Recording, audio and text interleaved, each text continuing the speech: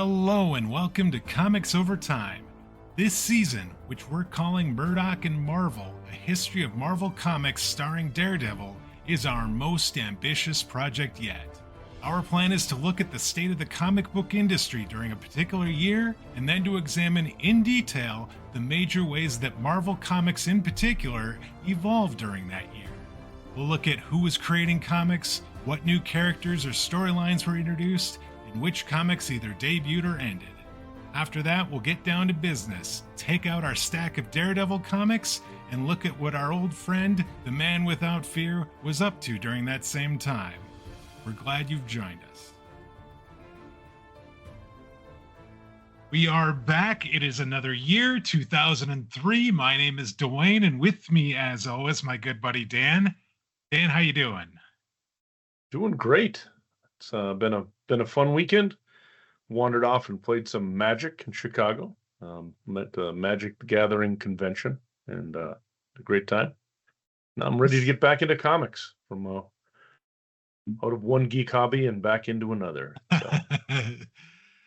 There you go. There you go. It's did not have anything like that going on, but I was definitely reading ahead because there's some really good books that we've got coming up, but we've still got some great books to talk about for this week. And this week we're focusing on the year 2003.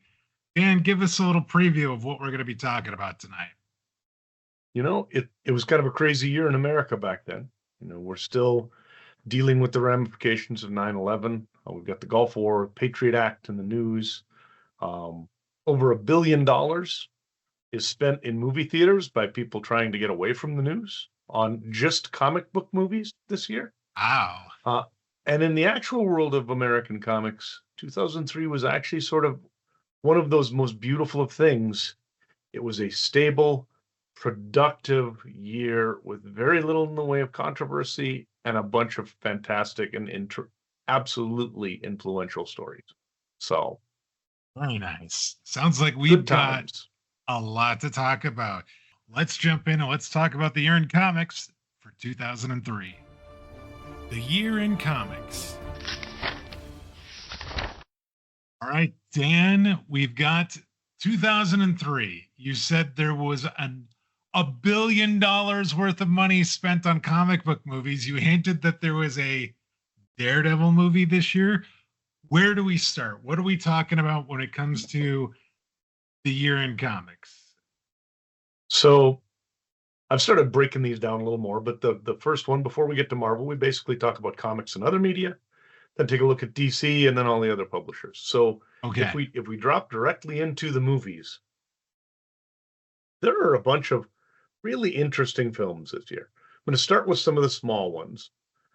American Splendor, which is essentially a biography of Harvey Pekar, who is a independent cartoonist and comic book creator who basically wrote a series of comics called American Splendor, which he had a number of different people, Robert Crumb, other sort of illustrious artists from the underground, illustrate. And this is sort of essentially a version of his life story that is partly his life story and partly a little bit of the fiction that American Splendor always has been. It's one of those where it's, as far as I've always considered American Splendor, it's a biographical or autobiographical look at Pekar's life, with the understanding that he is both a cranky and unreliable narrator. So you don't you don't necessarily buy all of it, but it can be entertaining. It's very droll though, and very slice of life, which is sort of how the movie was. But it did star Paul Giamatti, fantastic actor. It was nominated for an Oscar or two. It is a beloved movie by a lot of people. Did only make like 8.7 million at the box office. So it is a very small part of our $1 billion pie this year. But it was a good show. We had a TV movie, Batman Mystery of the Batwoman. This is not Mask of the Phantasm or one of the, necessarily the best of the Batman movies or the like of the animated series, but it's actually pretty decent. I liked Mystery of the Batwoman. That's most of the ones from this time, those Batman animateds that come out of the Batman the Animated Series sort of lineage are pretty decent as far as sort of made for TV animated sort of kids shows go. We also then had one other sort of direct to video type of movie. Time Cop Okay. 2, The Berlin Decision, did not get wide release, but it was actually another one. It's from the Dark Horse comic book by Richardson, Verheyden, and Randall. And I kind of have a soft spot for the Time Cop movies. I liked Time Cop. One of the reviews I saw looking for this, I loved it, said Time Cop 2 is definitely better than the first, even if it still doesn't make a lick of sense. And I think that's the best way to describe them. They are really dumb, but they're really entertaining. So That if you is, haven't seen those, yeah, I good stuff. have not, and I was gonna say that is a damning of faint praise if I've ever heard of Yeah, one. yeah. But I think Time Cop, the original, was actually in theaters. I don't know if I remember to mention it a few years ago when it came out, but so that one was there. And then we had a number of pretty big movies. Bulletproof Monk, which is from a comic by Brett Lewis and Michael Avon Oeming, who's also the guy who works with Bendis on Powers and a number of other things. Came Sure. out. I actually kind of liked Bulletproof Monk. Stars Chow Yun-fat and Jamie King of My Name Is Earl fame. If you watched that, Okay. uh, she plays his ex-wife on that. But it was an interesting enough show. It was critically panned. It bombed, making 37 million off of a $52 million budget, but nonetheless, it was an entertaining enough show. And then we get to the big boys. We have one essentially sort of, I guess you'd call it a DC movie. It's the League of Extraordinary Gentlemen from America's Best Comics, which Ah, is yes. essentially that line that was created specifically so that Alan Moore could work for DC or with DC without working for DC. Right. Starred Sean Connery, who evidently got paid like $17 million, which was a good portion of the budget to be in it. So everybody else is pretty much a no-name actor, or at least was at the time. It's directed by Stephen Norrington. Did pretty well. Made $179 million, even though it actually came in with like a 17% on Rotten Tomatoes.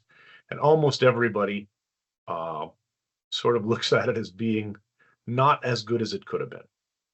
Alan Moore always hates all of the adaptations done of his stuff, but it's not a great movie, but it is a fun popcorn movie, right? I You do just don't remember think about it too seeing much. trailers for it. It's not a movie I ended up actually seeing, but Sean Connery was almost enough to get me to see that movie.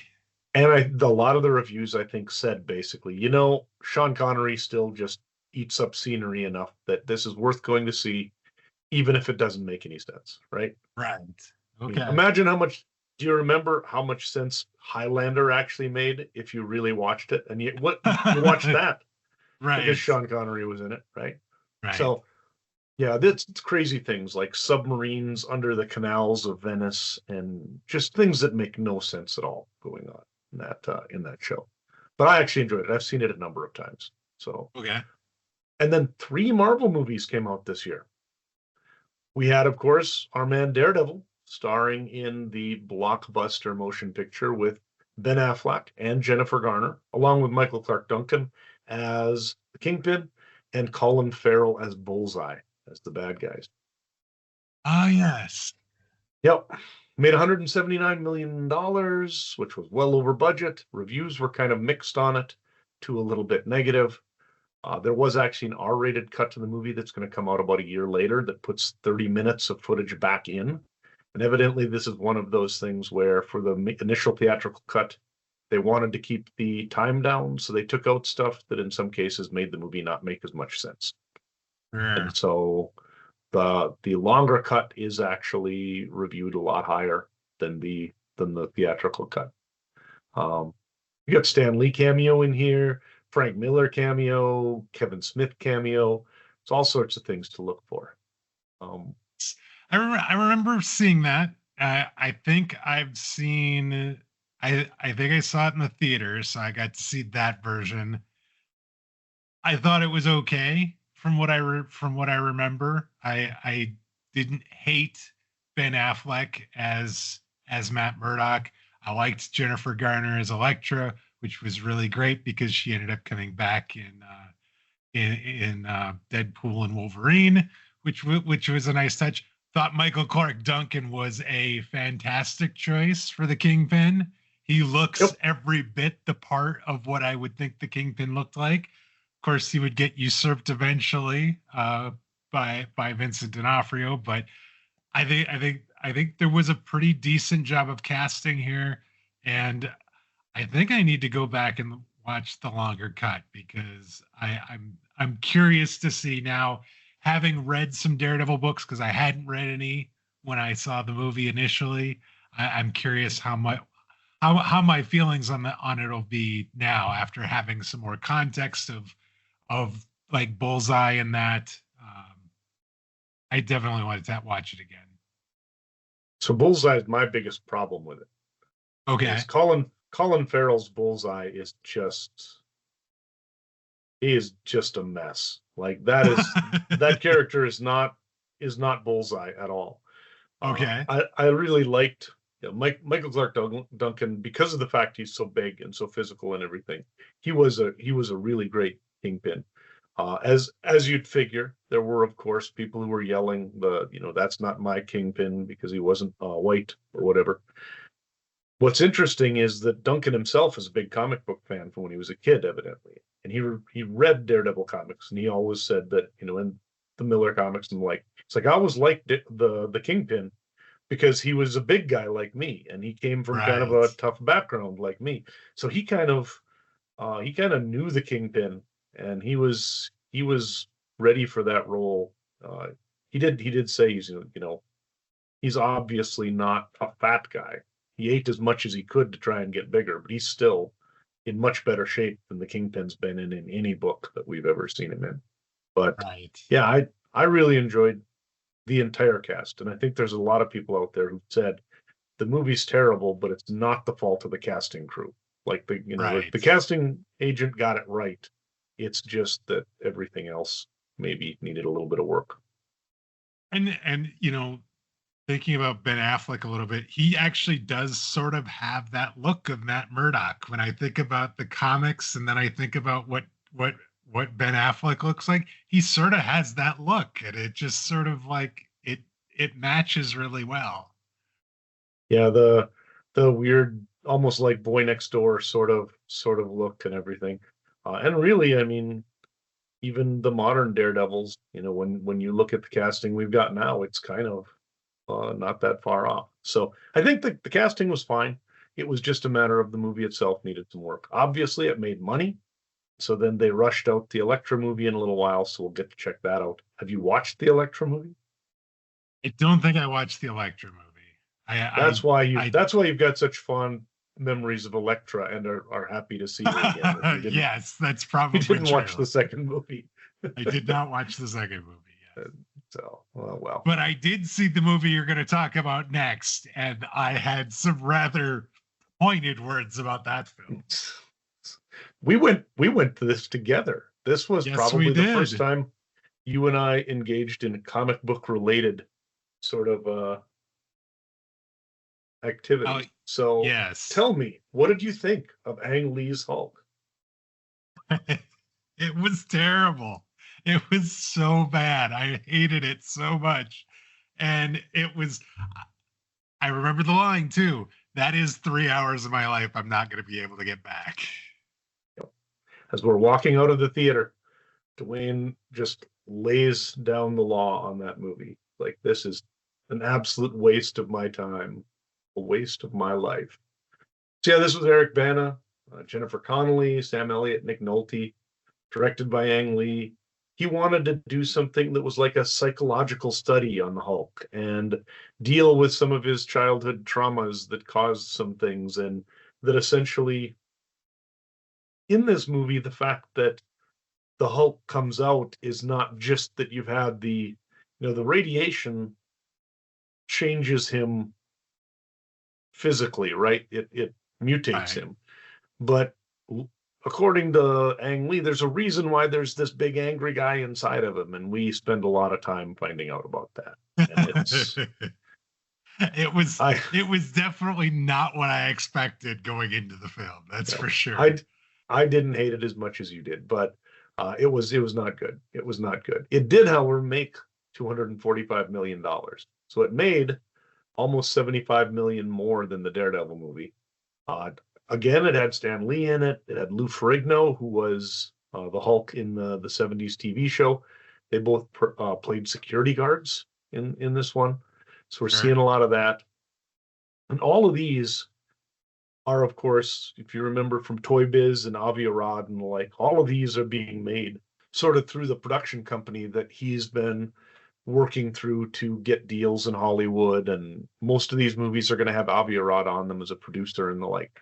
So this is in the era before Feige, where they're sort of moving around to various studios. In this case, it's Universal.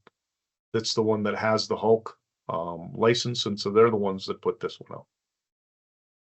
Then we've got one last movie from Marvel. The X-Men was really successful in 2000. 2003, they come out with a sequel called X2. Again, it's Bryan Singer directing.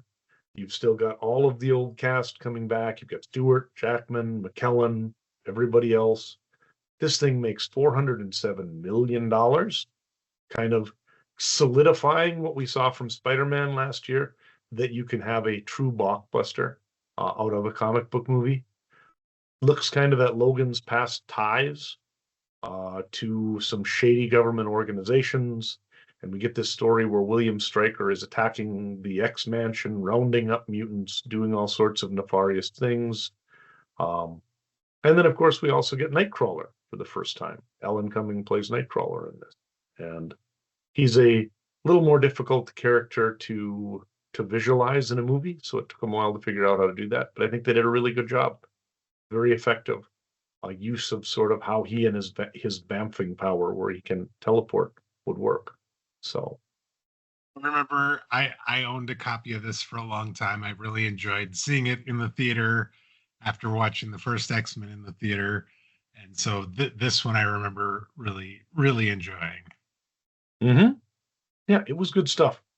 But because of that, we got 400 million, we got 245 million, we got 200 million. There's some big movies coming out this year, and then League of Extraordinary Gentlemen with about 200 million as well. The three Marvel movies themselves don't quite make the billion, but when you throw that in, we make it over the. And then American Splendor throwing its The cherry extra on top, 8.7 yeah. million. Exactly. Hit a very small cherry on top. So, but yeah, so that's the status in Hollywood. A very good year that basically has everybody now looking for comic book projects, because American Splendor made money. All of these made money except for Bulletproof Monk. And I don't really know why that didn't. That bothers me a little bit, because it was actually not bad enough to have not been able to make back like a $30 million budget. So anyway. Let's jump in and actually talk about what was in the comic book pages, though. Let's start at DC. What was going on at DC this year? DC was a busy place. They had all sorts of really interesting new things coming out. They rebooted a bunch of things. They had Batgirl Year One by Beatty Dixon and Marcus Martin. We had Superman Red Sun, which was sort of a communist version of Superman that Okay. is a different take on the Man of Steel. Losers by Andy Diggle and Jock came out. That's going to be a movie a little while later as well. It's a fun book. Jock's art is fantastic. So that was a lot of fun to read. Teen Titans #1, a new version of the Teen Titans book by Johns and McCone debuted. Mike McCone, again, has this really clean, beautiful sort of superhero art style that worked absolutely perfectly in that book. I really enjoyed those. And then we also had Superman Birthright, which is kind of like a Superman Year One type of book. Okay. And then a Superman Batman team up book, a monthly team up book, which is kind of like the comic called World's Finest, which is what was the Superman Batman team up book for most of the 50s and 60s and 70s.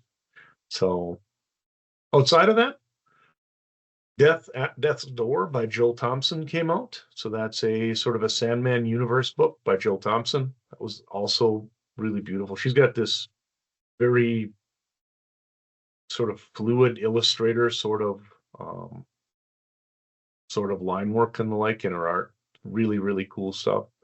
We also had a Sandman Endless Night come out from Gaiman, and Red by Warren Ellis and Cully Hamner comes out through Wildstorm, which is another DC imprint.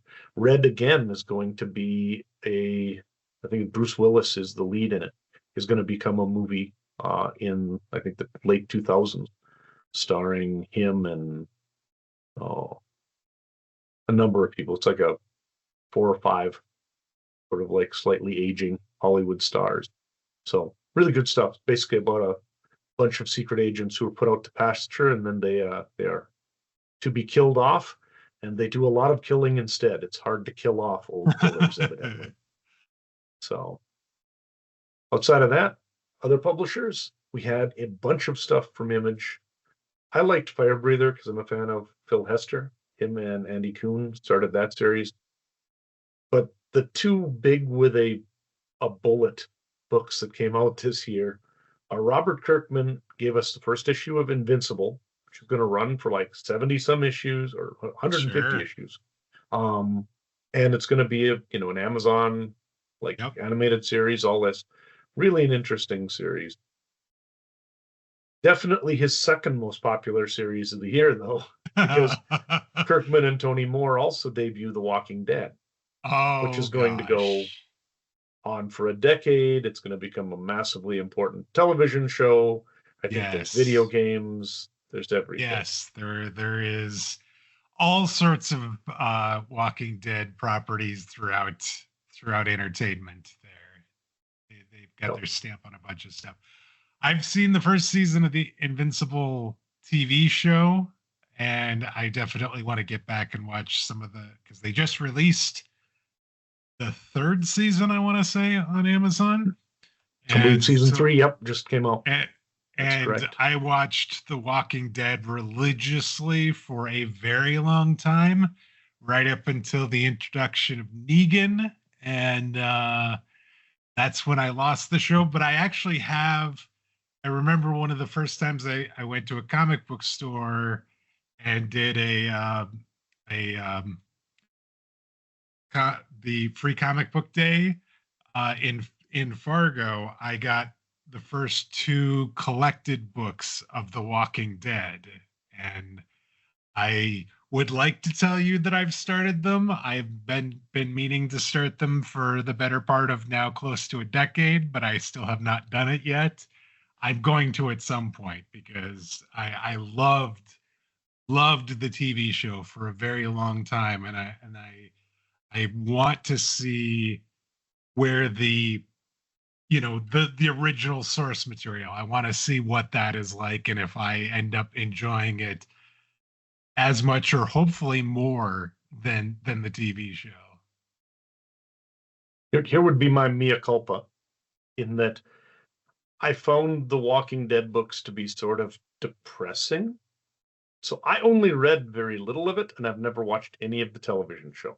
I'm relatively certain that for somebody who's sort of into comic books and comic book history and things like that, The Walking Dead is probably the biggest hole in my education as far as comics, because I skipped the franchise basically. So if any of you have any questions, direct them to Dwayne on Walking Dead. I cannot. There is something about dystopia in comics that I think I find, or actually, I guess in TV and movies as well. I don't find it depressing. I find it actually incredibly interesting. And so that setting, and then like all the character like growth and that occurs in there. I think it would lend itself really well to a comic book. So I think like I said, I think I'm betting it's going to be something I'm really going to enjoy once I finally sit down and actually start reading it. Yep. And I think Walking Dead #1 is the most expensive comic book of the 2000s. I'm not sure. but That wouldn't surprise me. because the initial print run was extremely low, and then it became this worldwide phenomenon. So it is a very expensive comic now. We also had a book I do love, Blankets by Craig Thompson, came out from Top Shelf this year. It's sort of a coming of age graphic novel type of thing. It absolutely just a fantastic work. It's another one of those that's like 500 pages, but it reads through relatively quickly, and it's just an absolutely great story.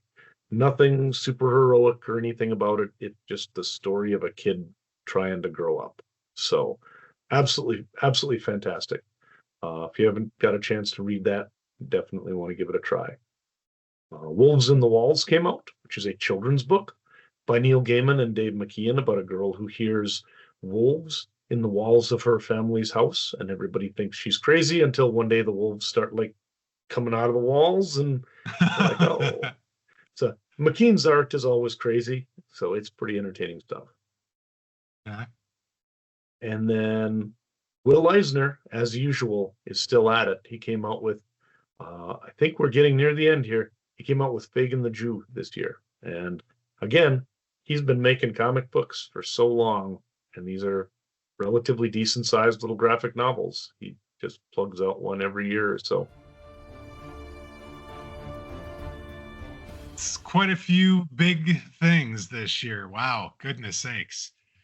Let's talk about industry trends and sales. So you mentioned this was a nice, stable, productive year overall.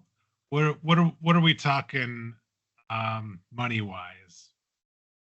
So 310 million, which is a little bit up on the comic book side, but sort of substantially, but 5% up on the trade side. So the total sales, I think, went up like a couple percent overall. Most of that in terms of trades.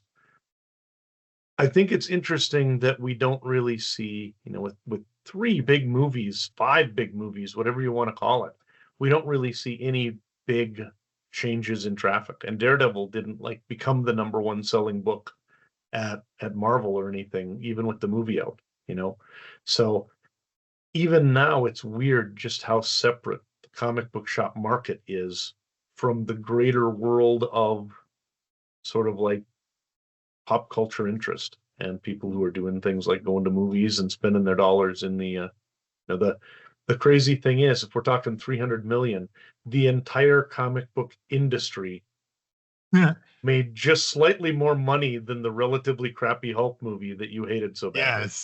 Yes. No, that wasn't lost on me when you started that statement. I'm like, wow, yeah, no, that's not that much more, is it? It's like, 8% or so. But Yep. we were seeing like comic book shops and the publishers, there wasn't a lot of instability there. Things are just sort of going. Shops seem to be stabilizing. A lot of that has to do with the fact, I think, that as much as people grouse about Diamond, there was a stability that came with Diamond that I think the ecosystem really appreciated after all the years of just things kind of crashing against the shores and everything. So they've got a single monopoly distributor who's getting things to people mostly on time and giving them an easy way to actually have one place that they have to pay shipping to and do ordering and everything else. You've got none of the publishers really going bankrupt or losing their mind or doing anything crazy. It's just a very stable time in terms of the books coming into stores. The publishers themselves are not going out of business or coming into business. Shops aren't closing. It's just a very relaxing year, which we don't see very often in the comics world. That's not the way. The one big thing, if there is anything to look at, is that the market is shifting in that, and I think I mentioned this before in previous weeks, more and more we're seeing that comic books are being repackaged into trade paperbacks. And in fact, a number of people are discovering modern comics because they're now being made available in like Barnes and Nobles and bookstores and things like this.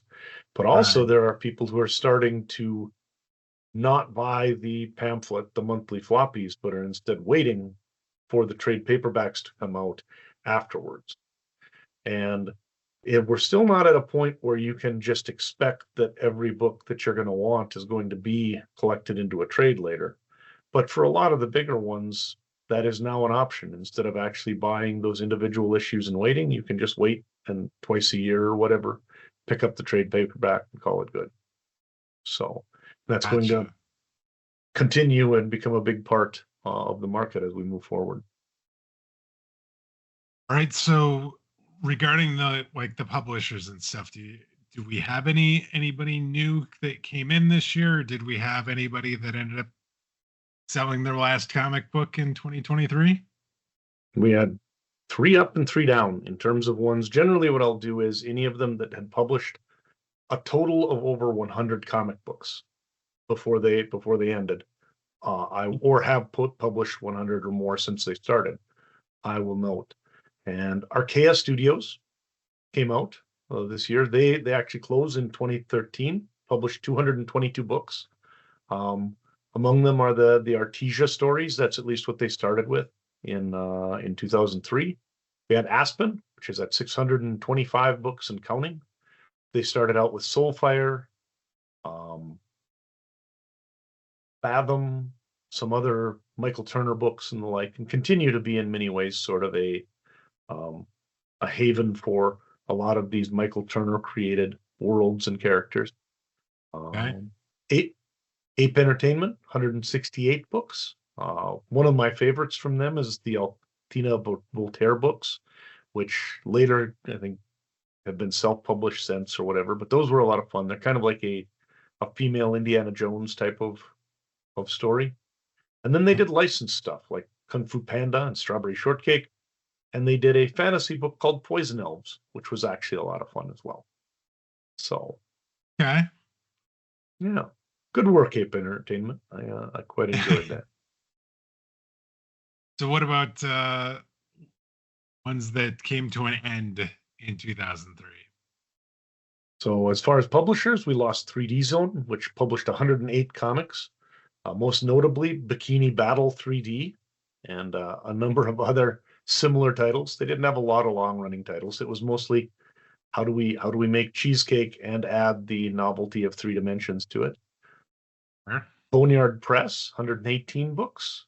They had Devil Angel, Tracy Lord's The Outlaw Years, a book called More Fetish, and one called Vampire's Lust, among other quality products. So Those seem like more adult sort of leanings. they are, and some of them also are just sort of more independent. I think Devil Angels. Can't remember if that's one that was like almost like a noir. Sam Spade as a as a lady cop type of book. I seem to remember that one. I could be getting Okay. something mixed up there too. But most of it seems like, yeah, this was more of a sort of like soft core sort of entertainment type of press. We've been losing a lot of those over the last few years as the industry has kind of become a little bit more solidified in the way that it's doing things. A lot of those publishers have just gone away in the last few years. Yeah. Others will replace them, but it'll be different. Right. And then the other thing, I guess it really is only 2. The other thing to note is the Flash Gordon comic strip ended after 70 years of continuous publication. Started in 1934, and it was in newspapers daily with new material every week, every day, up until 2003. So like, yeah, 71 70 years. years. Wow, that is Good a run. long time. That is a great run. Oh, some of those early ones are absolutely astonishing. I've got sort of like Sunday comic full color sections from some of the old Flash Gordons, and they are absolutely fantastic. And then there was actually a lot of really good European artists who passed away this year. But as far as American creators, Al Hartley who worked for Archie and Spire, died at age 81. What he is most famous for is finding a way to license the Archie characters to a Christian publisher and disguising a bunch of Christian propaganda as Archie comic books. So sure. it's Spire is the company that did like the Cross and the Switchblade and some of this other stuff back in the early 70s.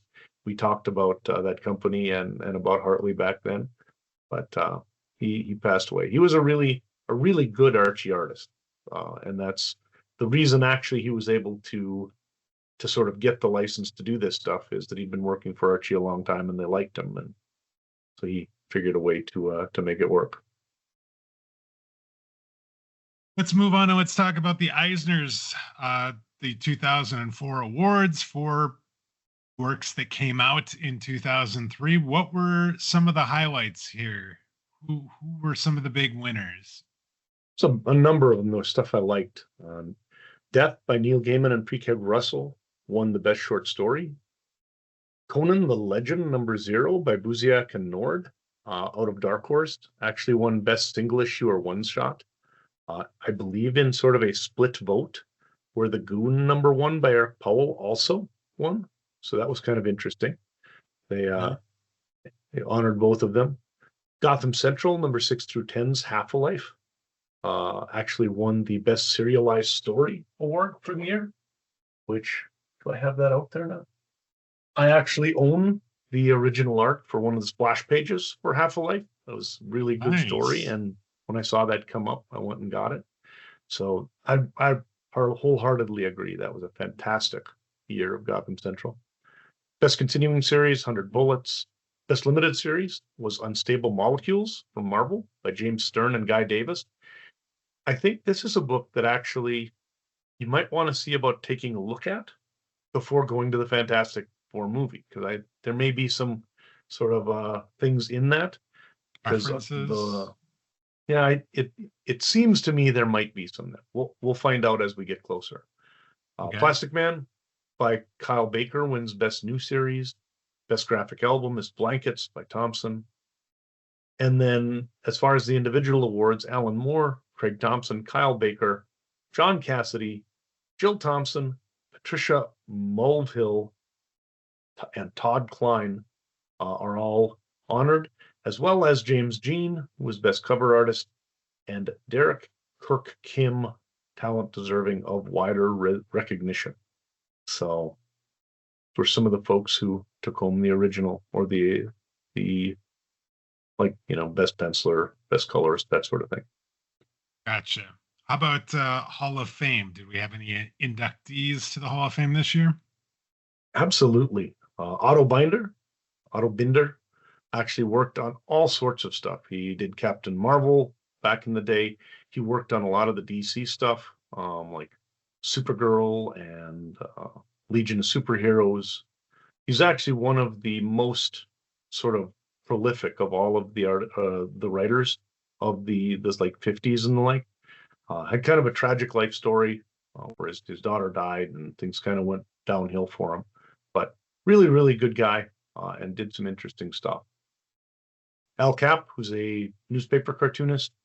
Jules Pfeiffer, who wrote one of the first sort of semi-authoritative histories of comic books.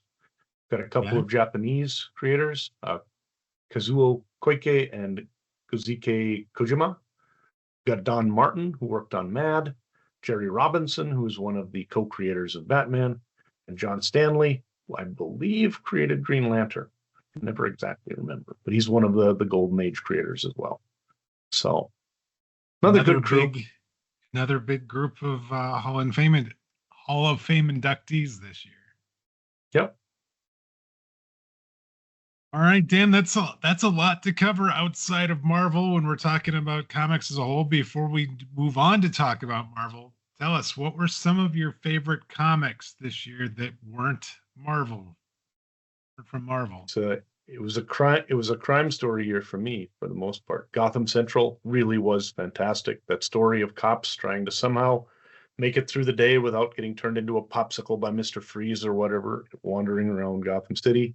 And then 100 Bullets, absolutely, this first year or two of that is fantastic. And then blankets. Want to just note, I really did enjoy that. That was great stuff. Some award-winning choices there, I notice. Yeah, I am lame, but nonetheless, there is a reason sometimes that they win the awards, in my opinion. Yes. All right. I think we've covered everything outside of Marvel. Let's move down and talk about Marvel in 2003. The year in Marvel. Excelsior! Right, Dan, they were doing a lot with studios, making some movies and that. What about in the pages of Marvel Comics this year? What kind of year was it for them? We've seen this sort of slow uptick the last couple years. Things seem to be improving year by year the last couple years. Is 2003 the same? Yep. It is a fantastic year for Marvel, but it's not an uptick is maybe the best way to put it. It's not like there's anything crazy that happens, or we don't get a new editor in chief. There's not some sort of new exploding book that sort of revolutionizes everything. It's just a bunch of really good comics that make people happy and sell a lot of copies. So, Marvel's got 3 hit movies on the big screens. We are going to find that we actually have some new characters who you're going to actually know the name of this year. So that's kind of nice. What? And I do, Seriously? yeah, it's wacky. And I do think that there are a number of other titles that are sort of being rejuvenated by various folks this year as well.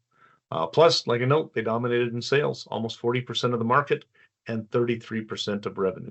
So as usual, DC is hitting things like trade paperbacks and the like more than Marvel, and so Marvel sells more of things while making not quite as much a big dent. They lead in both numbers of books sold and total revenue, but it's a slightly different story depending on which one you look at. Sure. So, total number of series put out by Marvel this year. 219. That seems like that is slightly up, if I remember Yep. right. We How continue about- to just each year get a little bit higher. Yeah, just throw in like half a dozen to a dozen more titles. It seems like we've just kind of seen this incremental increase. What about new series then this year? This would be actual ongoing as well as limited series. How many new ones did we have? 147 new series. That includes one shots and everything. Basically, some of them would be reprints and the like, but it's all of the books that came out with new titles this year. And then how many ended this year? 119, which is important because that means there's actually a lot of stuff for the first time really in a long while. Usually there's maybe like 15 or so books lately. We got a huge number. This is like almost 30. Yeah. Mm-hmm. So what were some of the big selling titles this year then? I'm assuming a Spider-Man 500 would probably be on that list. It's on the list. It's not the highest. Actually, interestingly, they came out with a new Ultimate title called Ultimate Fantastic Four this year. Greg Land was on art. So it was a pretty good book. It sold more than any other Marvel comic this year. Ultimate Fantastic Four, #1, best-selling Marvel title of the year. Avengers JLA, #1 and 2, which was a joint effort between DC and Marvel, were the next 2 highest-selling books for Marvel. And then Wolverine #1, which Wolverine was relaunched this year. Amazing Spider-Man #500. The 1602 books that Neil Gaiman did, #1 through 5, all were on the list. What's interesting too, though, is to keep in mind how, as we're getting into a collector's market as much as a reading market now, Wolverine #1 was #9 on the charts for best-selling books. #2 was 66. Yeah. So a lot of people bought the first issue of Wolverine #1, but didn't buy the second. Collector. Yeah. Yep. Or if they bought #1 and #2, they bought 3 copies of #1 and 1 copy of #2. Right. So, yep. Okay. So kind of crazy. Yeah. So what were some of the big things or big things that happened in the books then? So we had not a lot in terms of big happenings this year, really. It's more about just the characters are sort of hanging out, a lot of the ones that are there. We do have new titles come in and new characters debut and things like that. Um, as far as things that happen in terms of notable, I think Squadron Supreme sort of going a bit dark is one of them. So Squadron Supreme, if you remember, is that team that's sort of like Marvel's version of the Justice League. And they relaunched that in something called Supreme Power and took a look where Hyperion sort of turns into a sort of dark version of Superman.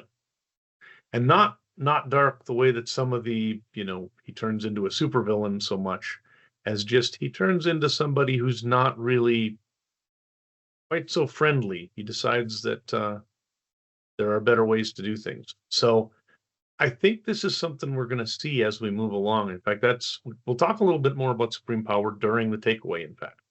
So stop back next week for that, and we'll talk a little bit about what goes on there. But outside of that, you've got all sorts of notable new series coming out this year. Wolverine comes out. I forgot to ask. So did we have an event this year?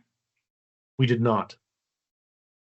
The closest thing to an event, I guess, is like 1602 came out. But the Ultimate line is kind of an ongoing event at this point. But in terms of like what you've been looking at, the things like Civil War that'll be coming up, there is not an event running through Marvel's titles. There are crossovers, like you've got Luke Cage appearing in Daredevil and stuff like that. But as far as a global disaster that everybody's all hands on deck for, there is not. They've kind of gotten away from those.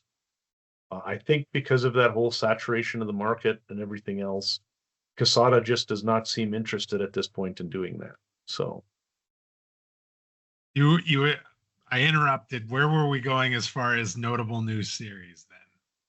There were a lot of them. So the main thing they did this year was bring out, they canceled Wolverine and rebooted it, and that series is going to go 81 issues. They canceled Peter Parker Spider-Man and brought out a new Spectacular Spider-Man, which is going to go 27 issues. Mystique gets her own comic book that's going to go 24 issues, which is kind of interesting. She's not a character that has really ever had a book of her own, and for the most part, she's been a villain. So you don't often see villains getting their own long-running books. Supreme Power ends up going 19 issues. Emma Frost, another one of the mutant sort of villains, gets her own book. It's going to go 18 issues. This is not Emma Frost as a villain type of thing. I believe this is the one where it's kind of the story of her when she's younger, but it's also one of those where Emma is sort of turning into one of the X-Men and turning over a new leaf. Her and Scott Summers have kind of been having a romance and the like. Few things are happening there to kind of bring her back towards the X-Men side of the house. I've got a new book called Runaways, which in a while this is going to become a TV series as well, but it starts out as a series of books. There's 18 in the first series, and then there's a couple of additional series as well that come out afterwards by Brian K. Vaughan. Absolutely fantastic stuff. I really enjoy this a lot. I think that they did a nice job on it. Adrian Alfana is the artist on it. Just absolutely killed it. So this is going to introduce a number of new characters for to Marvel, many of which became really popular with fans and the like. Venom got his first actual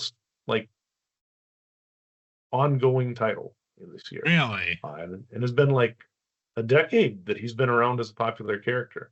That's going to run 18 issues. Silver Surfer gets a 14-issue run. They reboot New Mutants, and it gets 13 issues. That's been one of my favorite titles for a long time. I don't think this was one of the stronger New Mutants titles. I remember buying it and not liking it. I will also admit that when I enjoyed New Mutants most, they were a bunch of teenagers, and I was also a teenager. And as I get older and older, New Mutants is less and less interesting to me as they continue to be teenagers, and I continue to, become increasingly gray. So, Thanos had a 12-issue run. Human Torch, Namor gets a book. Sentinel, Hawkeye, and Kingpin had a 7-issue series. I think one thing that's interesting about these books that came out is Kingpin, Namor, Human Torch, Thanos, Silver Surfer, Emma Frost, Mystique, and in fact Hawkeye were all introduced as antagonists. Yeah. Because Hawkeye was actually a villain for like his first 2 appearances or something. A lot of them haven't been bad all the way. And I mean Sentinel, the Sentinels are obviously one of the biggest threats the X-Men face. So Yeah. it's an odd indicator of the fact that we're going to see a lot more of sort of the dark side of heroes and of storytelling over the next while. There are significant changes in the way Marvel does things in the 2000s here. It's an interesting list. It is. I'm looking at that and I'm just like, wow, that's a really interesting list of characters to get their own books starting this year. What about on the limited side? What were some of the notable series we saw a limited run on? There were so many of them. It is absolutely amazing how many great books came out this year in sort of like limited series. So one of the big ones is Robert Morales and Kyle Baker actually introduced Isaiah Bradley, who's the original Captain America, essentially that black cap that is introduced in Falcon and the Winter Soldier. He actually originally debuted in something called Truth, Red, White, and Black this year. Rawhide Kid was rebooted by Ron Zimmerman and John Severin. Rawhide Kid had been a Marvel Western hero back in the 40s, 50s, 60s, and even into the 70s. There was a Rawhide Kid series. A lot of the stories in it were reprints. John Severin, though, at the point of doing this series, is 86 years old and was actually one of the original Rawhide Kid artists, and he came back to do this series, which is kind of crazy. Wow. What's interesting is that in this, the kid is actually he'd always been sort of this dandy, like a really well dressed, sort of flashy cowboy who was sort of shy around women, and they actually out him as gay essentially in this one, which there's nothing really in any way other not innocent about it. They're just like, he's gay. We're going to say he's gay, but really the only thing is that he dresses well. That's the only way that you see this, I think, in the series. But nonetheless, the outrage that came from certain quarters was kind of crazy. It is still astonishing, though, that this was something that was pretty unusual at this point. This is one of the first titles that's had a leading gay character that is just, declared to be a gay man anywhere in Marvel. You'd had essentially Northstar, who Northstar and Aurora. You'd had Northstar, who had sort of been declared to be gay in some of the stories, probably about 5-6 years ago now, but then nothing's ever been done with it. So as we hit the 2000s, you're starting to see a little bit more awareness of trying to get some diversity into these stories. The fact that you get the Black Captain America this year, you get the gay cowboy this year, and the Runaways, very diverse. You get an Asian kid, you've got a black kid, you've got a Skrull kid, you've got, so I guess a green. People of all persuasions in the Runaways. Marvel 1602 was a big success. That's essentially Gaiman doing a version of the Marvel universe where the Marvel Age of Heroes starts like during the Age of Exploration. So it's in like Elizabethan England and then the early settlements of the North American continent. So you've got like Angel from the X-Men facing the Spanish Inquisition over in Spain, and some of the various different, I think like Doctor Strange is going around like Salem and stuff like this. So Yeah, I can only imagine how difficult that would be for them. Like it's jaw dropping what he's doing when you're thinking about it in the 90s and 2000s. I can only imagine what sort of witchcraft they think that is if back in 1602. Yes, it was crazy, but it's also beautiful, so well done. Like absolutely everything about that was just fantastic. So I really enjoyed it. I think that you know, they did a lot of interesting things this year. We had Loeb and Sale, who did the Daredevil Yellow and that sort of stuff. Now they're on to Hulk Gray this year. So they did that one. We've got Nyx, NYX, essentially like X-Men, but in New York. It's a bunch of sort of in this case, runaways and young kids kind of trying to make their way in New York. And one of those is going to end up being Laura Linney, who is the new Wolverine, essentially X-23. And so she was in the Logan movie. She's also now in the comics. Actually, she is a Wolverine. So what's interesting about that is that in actual fact, she didn't debut this year in the comics. The comic came out after she debuted in the X-Men animated series.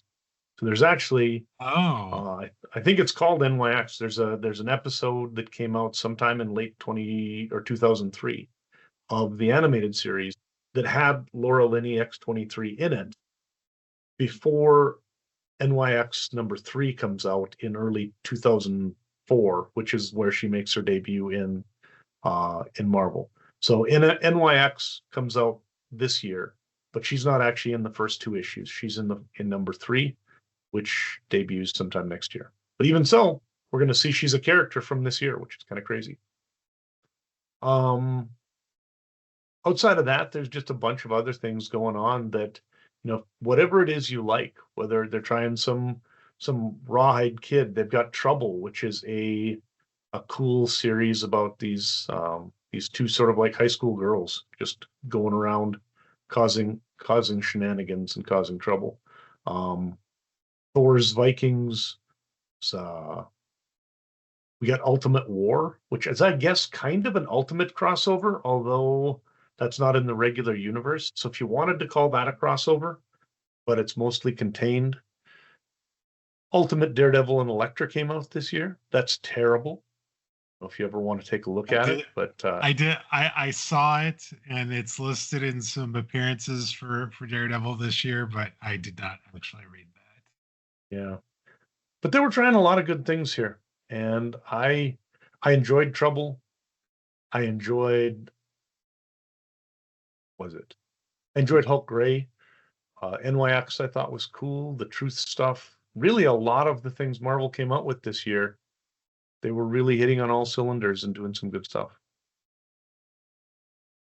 All right, so let's talk about some of the new characters then. You said that this was actually a year where we were going to have some characters that people have heard of, like Yep. comic book readers and maybe non-comic book readers would recognize some of these names. Who were some of the names that we saw make their first appearance this year? We've got a couple of Grant Morrison creations in Kid Omega and Ernst, who come out in New X-Men. We've got New Mutants, Anole and Prodigy. In Daredevil, Brian Michael Bendis and Alex Maleev come up with a new White Tiger in Angela Del Toro. So that's something, I guess, spoilers.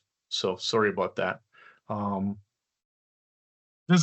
We see the character this year. We don't actually know that she becomes White Tiger until next year. Yeah, but the character does come in. So that's a Yes. spoiler on this in case but you're well ahead of that. So you've seen that.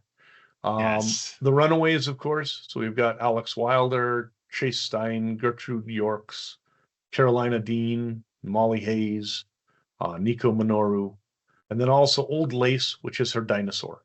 So there you go. Again, very popular characters. A lot of folks who really enjoyed those, and I think they did help bring kind of some younger folks in because they had a different vibe than a lot of the other Marvel heroes. And then in New Mutants, we had Wind Dancer, formerly called Renaissance, Hellion, Mercury, and Wallflower, as well as Rockslide, Elixir, and on television, Laura Linney, X-23. So, But yeah, there are some names here I recognize, and yeah. and not just because I played Marvel Snap. There are actually some names I recognize there. No. One with a bullet is X-23, of course. Come on. Obviously, yes. Massive part of the Marvel Universe. But New White Tiger, anytime you've got somebody new in those lineages, and the Runaways was a substantial team, been around and was a big part of the universe. I also like the fact that their story, at least initially, was kind of self-contained. You could just read Runaways and not really have to worry too much about reading the rest of the Marvel Universe. That would be nice. Mm-hmm. Nice. So what books came to an end this year? We did have some ongoing titles that did come to an end this year. What were some of those? I mean, you mentioned Wolverine. That must be one. 100, which made 190 issues. Started in 1988, and it made it a long way. So that was a good run. It was, in fact, the longest running uninterrupted or unrebooted series that Marvel had at the time. So it was our actual number leader until it fell this year. Thunderbolts, 81 issues had gone. Black Panther had been 62. Peter Parker Spider-Man 57. X-Men Unlimited 50. Spider-Man's Tangled Web 18. And then 3 X books from that Earth X thing that we'd been looking at. Most of these were sort of either ongoing series that sort of had a sunset plan or limited series in the end. But Agent X, Paradise X, and Soldier X all ended. And everything else that ended had less than like 10 issues. So they weren't quite as long or were intended to be a limited series. Gotcha. Let's shift our look over to the bullpen then. What does the year look like here? We still have Joe Quesada as the editor-in-chief? Jemison Quesada still in charge, absolutely. What about creator credits this year? What are we thinking? What did we see as far as total number of creators that got a credit this year? 444 people were credited one way or another in a Marvel book, of which 91 were people who didn't previously have any credits with them. That's a decent number. Yeah, I think so. I really do. Oh. So that brings us then to the Rookie of the Year. Who were some of those new creators that would go on to be creators at Marvel that ended up doing quite a bit of work? Some of the people in consideration for Rookie of the Year, and then we'll talk about who got the Rookie of the Year title this year. So I just want to mention Russ Wooten, who's a letterer, because he had 450 credits with Marvel so far. By far the highest number of anybody who debuted this year. Brian Raber, who's an artist, done covers and the like, he has 229 credits. We have Gurihiru, which is actually an art team from Japan. It's 2 women who had been doing art over in Japan, sort of manga influenced type of things. And they decided to attempt to see if they could, get an inroads at Marvel, and ended up coming in. They now have 218 credits. But it's interesting that they are 2 people who essentially use one credit line between them. They are an actual team impersonating a single creator, essentially. There you go. We have Takeshi Miyazawa, who is a manga-ish illustrator as well. Just to throw things a little bit to the side, actually, he is from Canada, so he is a Canadian manga illustrator. Adrian Alfana, who is our artist on Runaways, came in this year. He's got 64 credits only with Marvel. So it's a fantastic artist. He helped co-create the Runaways, so he's actually, of all the people here, as far as creators characters created or co-created, he's probably got more important ones than anybody else. He hasn't done a lot of work really for Marvel. And then there are 2 people I really should just throw up my hands and let the internet decide. Because Paco Medina is a fantastic artist and has 142 credits with Marvel, as a penciler, doing pencil inking work, that sort of stuff. Just a really, really fine artist. Absolutely brilliant, detailed art. But I think there's somebody who is equally talented, who is just a favorite of mine. So I'm going to give the nod there. So what do you know some of the titles that Medino had done? yeah, he did a lot of work on X-Men. He's also worked on like Nova and Deadpool.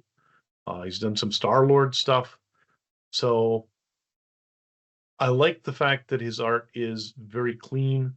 It is very, I'm not sure how to even describe it. It's very modern and elegant comic book art. It looks extremely almost like Joe Quesada influenced though, where he's got a look that sort of like Humberto Ramos in them. They're almost cartoony and yet realistic at the same time.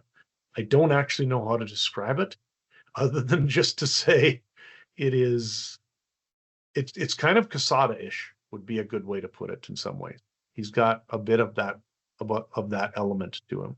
So, but really, really a great artist.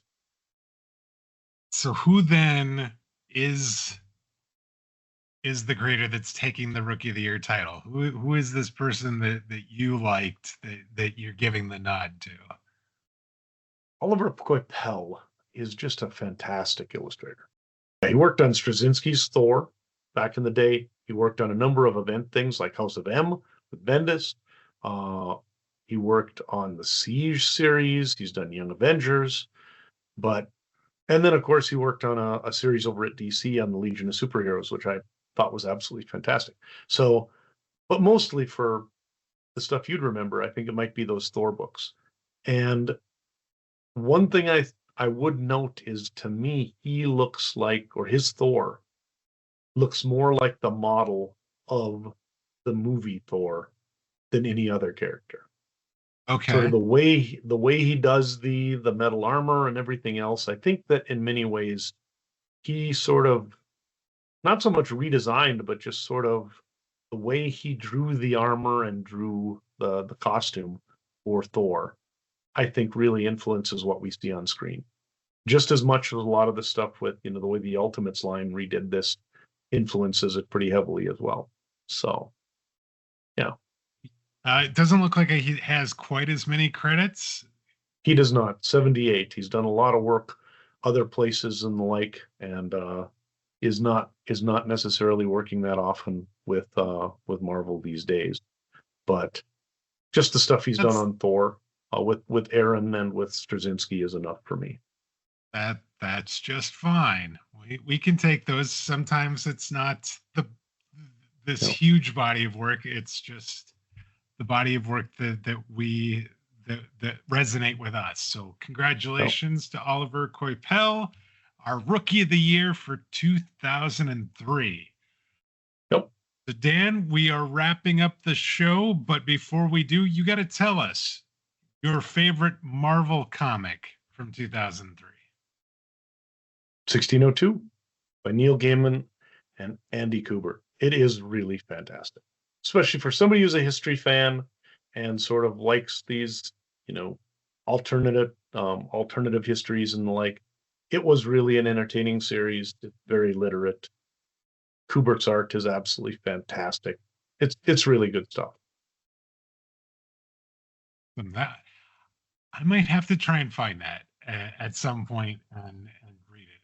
I'm assuming that it's going to be in Marvel Unlimited. I don't know. I would hope so, but some of the ones that are out of the universe aren't. It would depend on if he. Yeah, it is there. It depends on a lot of times whether they keep the language nice and stuff like that, because essentially Marvel's app seems to mostly be kind of a PG or teen thing. So a lot of the Max stuff or anything that would be a little bit risque for the teen crowd is not on there. So like the old Epic Illustrated magazines and the like, they're not going to have a lot of that stuff. But yeah, the original 1602 series is there, and there are a few different ones. So you'll also see like Spider-Man 1602, Witch Hunter Angela, all of these. Those are later. The first one is just that 8-issue miniseries. So Take a look at that. That is going to wrap it up, though, for us for this week. We'd like to thank you all for joining us.